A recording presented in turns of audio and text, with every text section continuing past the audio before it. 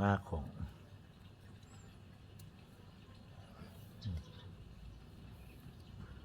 ลวดไม้แขนเสือ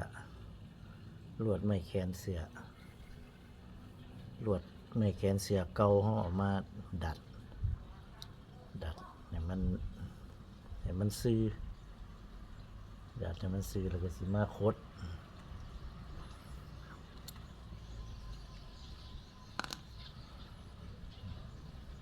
ก็มางอปลายมันสักก่อนงอปลายไว้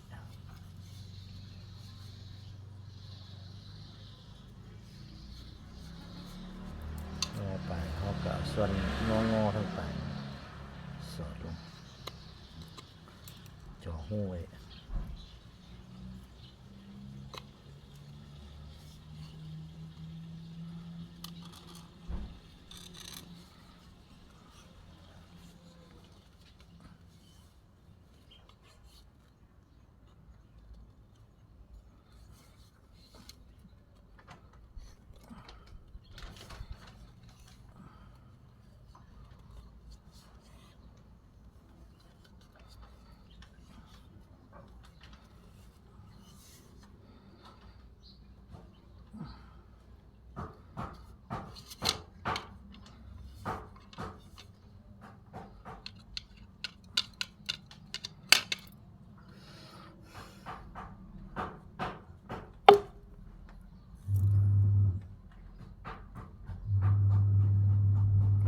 มา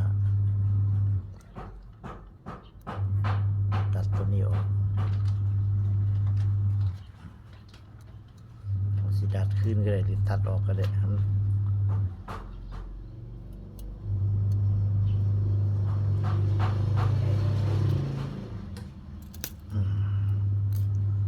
นี่พอเลยก็ได้ส่วนเบาโยนทิ้ง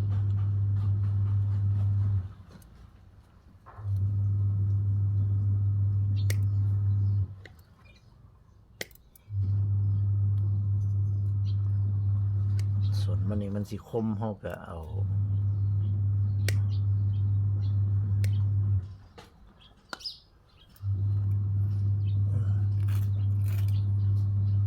ขูดใส่หินใส่หยังก็ได้เพื่อว่าสิบ่ให้มันคมมันสิบ่ได้บาดมือเอามาแบ่งเครื่องได้2 อัน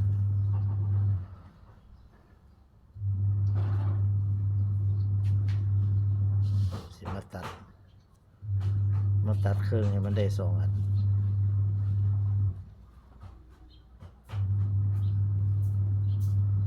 ตัดเครื่องได้2 กุง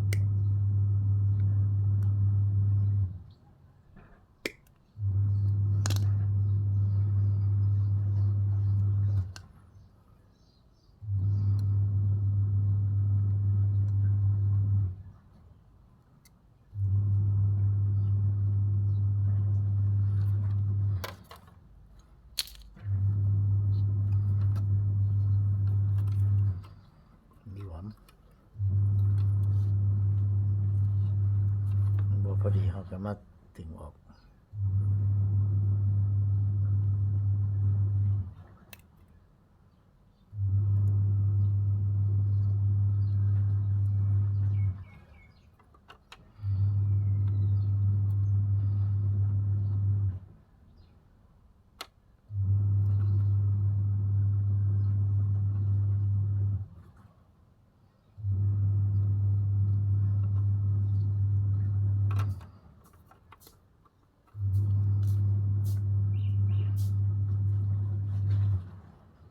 คิดว่าน่าสิพอดี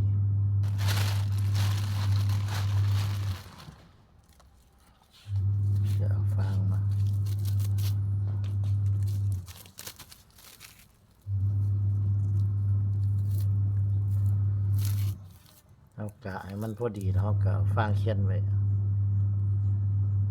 บ่ให้มันแยกออกจากกันให้มันติดกันไว้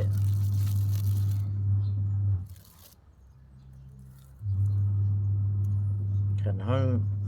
ฮาบ่ใส่ฟางเขียนเฮาก็เอาลวดเชื่อมมาเชื่อมไว้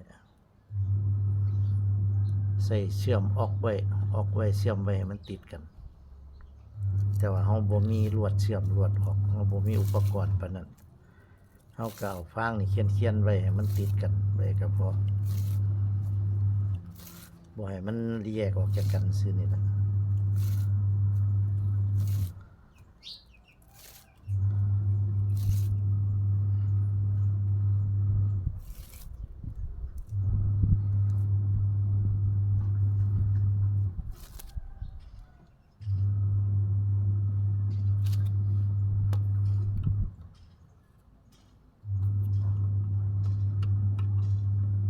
อย่าให้มันขับหลายให้มัน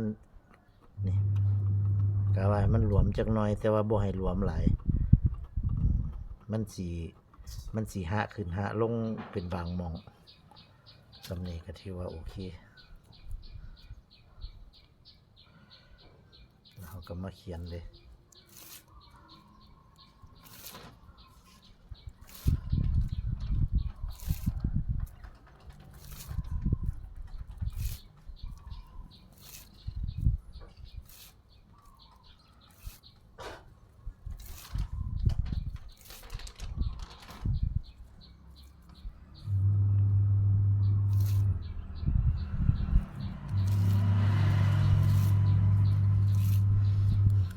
เขียนไว้พอบ่ให้มันหลุดออกจากกันซื่อๆน่ะบ่ให้มันดิ้นออกจากกันแต่ว่าคันเฮาใส่ไม้ตอกไว้แล้วมันบ่มีปัญหาคันเฮาไม้ตอกใส่บีบไว้แล้วมันสิอยู่ว่าไม้ตอกสิเกี่ยวมันไว้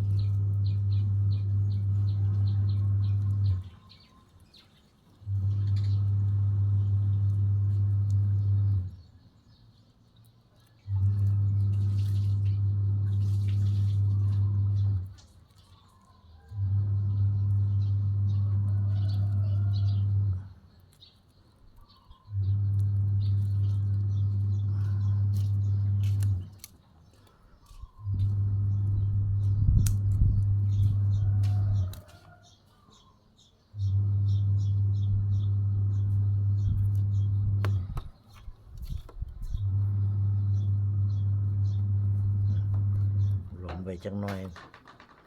เวลาเฮาใส่ไม้ตอกเข้าไปมันสิพอดีเป๊ะเลย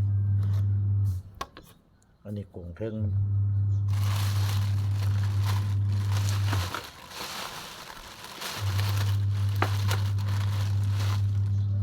่มันสิมีอีกกงหนึงกงนี้กงน้อยเฮากะเอาให้มันน้อยกว่ากันจักหน่อย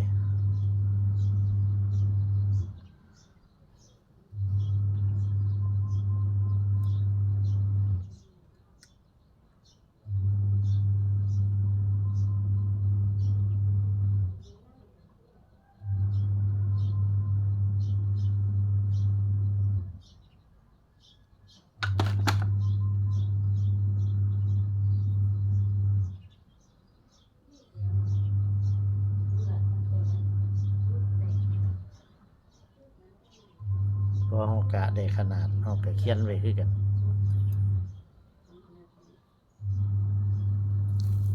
เขียนด้วยฟางคือกัน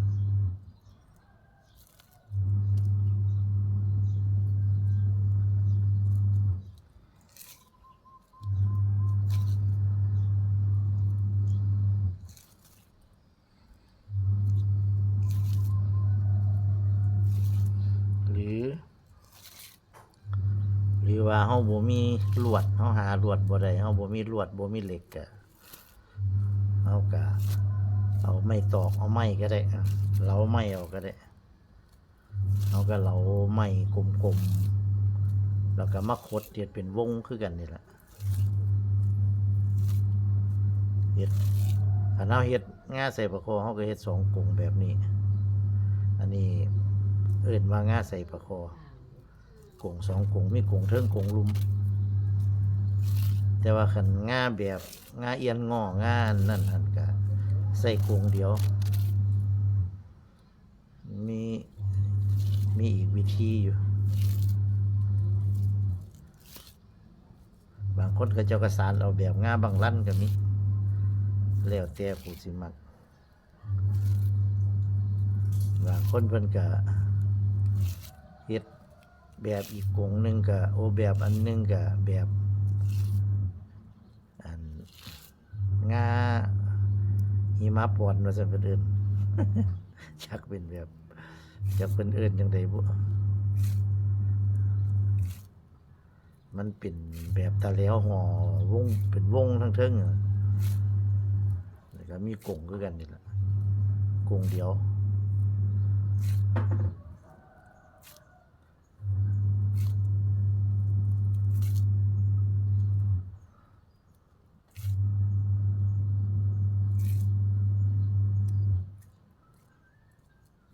แล้วแต่ผู้สิถนัดผู้เคยเฮ็ด